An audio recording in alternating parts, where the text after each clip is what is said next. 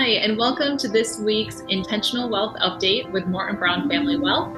We are recording this for the week of June 28th. I am Katie Brown, and I have Cody Demmel here with me today. Hey, Cody. Hey, how are you? Good.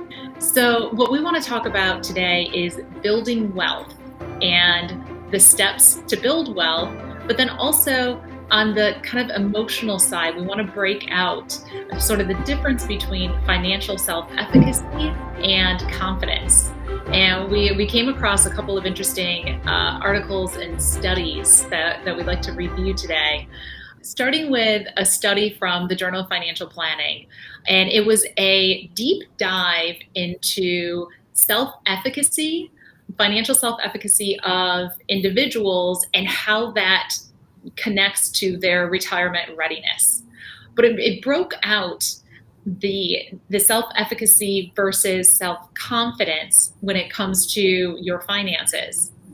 And I thought it was an interesting breakout, talking about confidence from the standpoint of kind of almost theoretical, like I believe this can happen. Whereas the financial self-efficacy is really the belief in one's own ability to achieve the goals.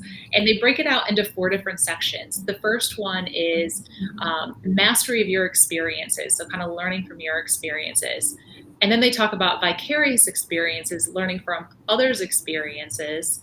And then they move into social persuasion, so the feedback that you receive from others. And then finally, the emotional side of it, the physiological side, the anxiety sort of feeling. So it's a deeper and broader than just that theoretical, yes, this can happen. Cody, what were some of your observations in this study?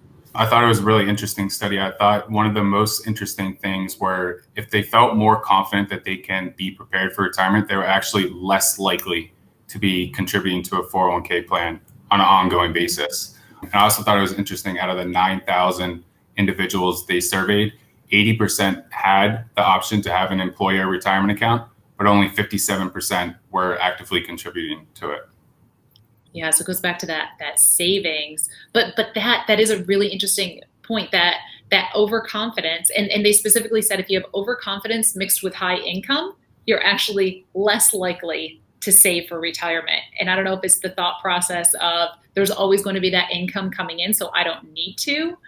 Whereas there's a little bit more of a self-realization, a little bit more of a grounding in the financial self-efficacy for individuals or families, recognizing that they've had success in other experiences, they've seen success perhaps in other people, or they've learned from other people's experiences, and couple that with the feedback and everything else to really reinforce those savings habits, and they actually save at a higher rate, whereas it could negatively impact the people that just kind of theoretically think everything's going to be fine. Yeah.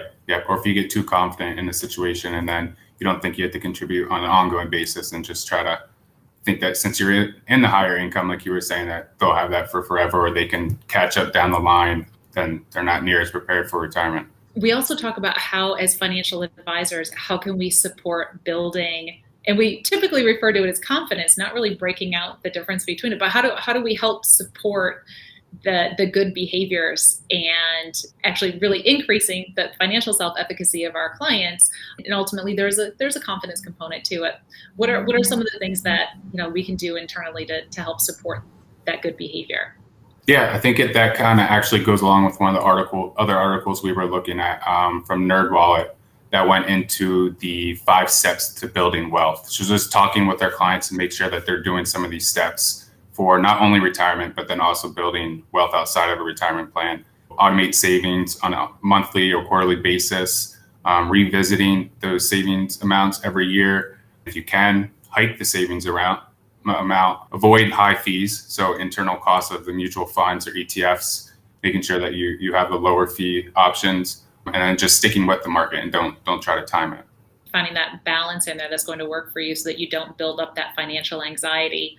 And then hopefully as us on the advisor side, being a sounding board for clients if they do feel as if something's not sitting comfortably, or if they don't have a clear vision of where they're headed, for us to really help illustrate some of those goals and keep them on that track and keep those habits of savings continuing. kind of along those lines, I'm reading The Psychology of Money with Morgan Housel from Morgan Housel right now, and so much of it is rooted in that as well. Building those habits and to build wealth, like the definition of building wealth is savings. It's good savings habits. That's not to say that you can't spend. It's just, as you said, setting up that automation, making sure that you're getting your baseline savings in, and that all right, that's taken care of. Now I can spend or do what I want with this bucket. Yep. Instead of doing the opposite and saving to your 401k on the the paycheck every month, and then just spending the rest and being, oh, whatever's extra, that's what I'm going to save. But if you already have that saved in front, that would definitely obviously help build the wealth over time. Yeah. And that key, you touched on it too. One of the keys too is to revisit that and make sure that you're increasing it. So as you get increases in your employment income or wherever your income streams are coming from, as that changes, to make sure that you're keeping pace with your savings as well, because likely as people make more money, they typically upgrade their lifestyle a little bit, and then their expectation for what their lifestyle might be in retirement is greater as well. Yeah, in the Journal of Financial Planning, they brought forth, the Federal Reserve had done a study in 2019, and we hear studies like this often. Sometimes the numbers seem to be a little bit different, but they had mentioned from the 2019 Federal Reserve study that 64% of Americans don't feel as if they're saving enough to continue the lifestyle that they become accustomed to. It's not necessarily the lower income demographic that it's challenged with it. It's finding that match of your spending and savings habits and your expectations, and trying to keep pace with where your comfort level is. And it'll be interesting too, because there's whispers of once again some more legislation coming out. Cody, do you want to highlight some of the new changes that they're talking about with savings in retirement vehicles? Yeah, so they were talking about a bunch of different items to potentially change, and I think they're pretty much all for the better in the retirement system going forward. So they were talking about pushing back the required minimum distribution age to 75 from right now it's 72. So that'd be a welcome change. They would also enable employers to contribute for employees that aren't able to contribute their 401k if they're paying off student debt. So they would get a baseline savings start that could be beneficial. Increasing the catch-up contribution rate for individuals over the age of 50. And then I think another welcome change is potentially auto-enrolling employees in a 401k if their employer already has a 401k plan and they have more than 10 employees. Yeah, so I think both of those are still in discussion, one in the House, one in the Senate.